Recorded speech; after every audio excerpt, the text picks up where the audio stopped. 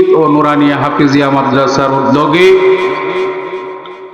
ইসলামী মহাসম্মেলনে আসার এবং বসার জন্য যে আল্লাহ সুবহানাহু ওয়া তাআলা আপনাদেরকে আমাকে তৌফিক দান করলেন এবং কিছু সময় দিনী আলোচনা করা এবং শোনার জন্য যে রব্বে কারিম তৌফিক দান করলেন, এজন্য সেই মহান রবের দরবারে আমাদের অন্তরের অন্তঃস্থল থেকে হৃদয়ের নিংড়ানো সমস্ত ভালোবাসা উজাড় করে দিয়ে মুসলমান আওয়াজে সকলে একবার কালিমাতুশ শুকর আদায় করি, আলহামদুলিল্লাহ।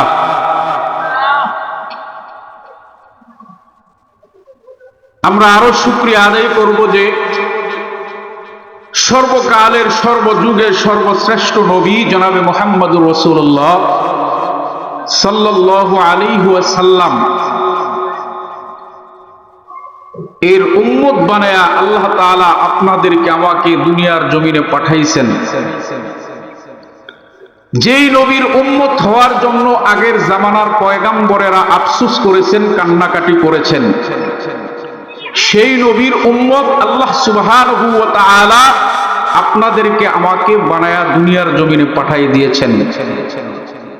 আল্লাহ তাআলা যে যুগে যুগে যতগুলি নবী রাসূল দুনিয়ার জমিনে পাঠাইছেন, সমস্ত পয়গাম্বরেরা, সমস্ত নবীরা আমার আপনার বিশ্ব নবী জনাবে মুহাম্মদুর রাসূলুল্লাহ সাল্লাল্লাহু আলাইহি ওয়াসাল্লামের উম্মত হওয়ার জন্য আফসোস করেছেন, কান্নাকাটি করেছেন।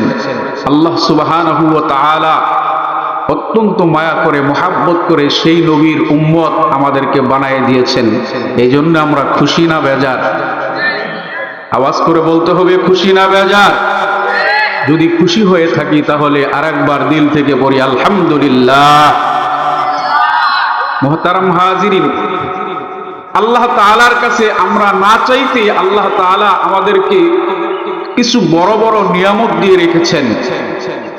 এই নিয়ামতের শুকর বলি অবশ্যই অবশ্যই আমাদেরকে বেশি বেশি করে আদায় করতে হবে। যেরকম আল্লাহ তাআলা কাছে আমরা চাই নাই যে আল্লাহ তুমি আমাদেরকে মুসলমান বানাও, আমরা চাইছিলাম। আল্লাহ তাআলা অত্যন্ত মায়া করে, মহাব্বত করে আমাদেরকে কিন্তু মুসলমান বানায়া দিয়েছেন। আল্লাহ তাআলা যদি চাইতেন তাহলে আপনাদেরকে আমাকে একজন বুদ্ধের ঘরের ভিতরে জন্মগ্রহণ করায়া বুদ্ধ বানায়া কিন্তু দুনিয়ার জমিনে পাঠাইতে পারতেন। এই শক্তি, এই ক্ষমতা আল্লাহ তাআলার কাছে আছে না নাই? আছে। ইন্নাল্লাহা আলা কুল্লি শাইইন কাদির, সর্বশক্তিমান আমার আল্লাহ। আল্লাহ যদি চান মুহূর্তের ভিতরে রাষ্ট্রের প্রধানকে গোলাম বানায়া দিতে পারেন কি পারেন না? আওয়াজ করতে হবে, পারেন কি পারেন না?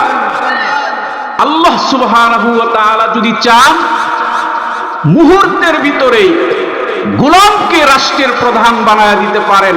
এই ক্ষমতা, এই শক্তি, এই পাওয়ার আল্লাহ তাআলার কাছে আছে না নাই? জন্য আল্লাহ তাআলার যে কতটুকুন ক্ষমতা, কতটুকুন শক্তি, পবিত্র কুরআন কারীমের মধ্যে আল্লাহ তাআলা বলেন ইন্নাল্লাহা আলা কুল্লি শাইইন কাদির, সর্বশক্তিমান আমার আল্লাহ। আল্লাহর উপরে দুনিয়াতে আর কারো শক্তি চলবে? মুহতারাম হাজিরিন, তো আল্লাহ সুবহানাহু ওয়া তাআলা আপনাদেরকে আমাকে অত্যন্ত মায়া করে, মহাব্বত করে, ভালোবেসে মুসলমান বানায়া দুনিয়ার জমিনে পাঠাইলেন। আল্লাহ তাআলা যদি চাইতেন তাহলে একজন খ্রিস্টানের ঘরের ভিতরে জন্মগ্রহণ করায়া খ্রিস্টান বানায়া আপনাদেরকে আমাকে দুনিয়ার জমিনে পাঠাইতে পারতেন।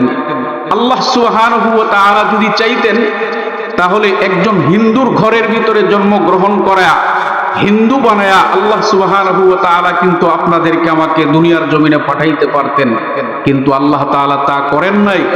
অত্যন্ত মায়া করে, মহাব্বত করে, ভালোবেসে আখিরি জামানার পয়গাম্বর বিশ্ব নবী জনাবে মুহাম্মদুর রাসূলুল্লাহ সাল্লাল্লাহু আলাইহি ওয়াসাল্লামের উম্মত বানায়া একজন মুসলমানের ঘরের ভিতরে জন্মগ্রহণ করা, মুসলমানের সন্তান হিসেবে সমাজে, রাষ্ট্রে যে আল্লাহ পাক রব্বুল আলামিন আমাদেরকে মুসলমানের সন্তান হিসেবে পরিচয় দেওয়ার জন্য তৌফিক দান করলেন, এজন্য সেই মহান রবের দরবারে আরেকবার শুকর আদায় করার দরকার আছে না নাই?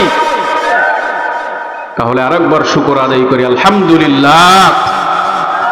মোহতারাম হাজিরিন, আল্লাহ তাআলা আমাদেরকে যে কত নিয়ামত দিয়ে রেখেছেন, এই নিয়ামতের শুকর যদি আমরা কিয়ামত পর্যন্ত আদায় করতে থাকি, তো আল্লাহ তাআলার দেয়া নিয়ামতের একটা দেয়া নিয়ামতের শুকর আমরা আদায় করে শেষ করতে পারবো না। কথা ঠিক কিনা জোরে বলেন। মোহতারাম হাজিরিন, তো আল্লাহ তাআলা আমাদেরকে আমাদের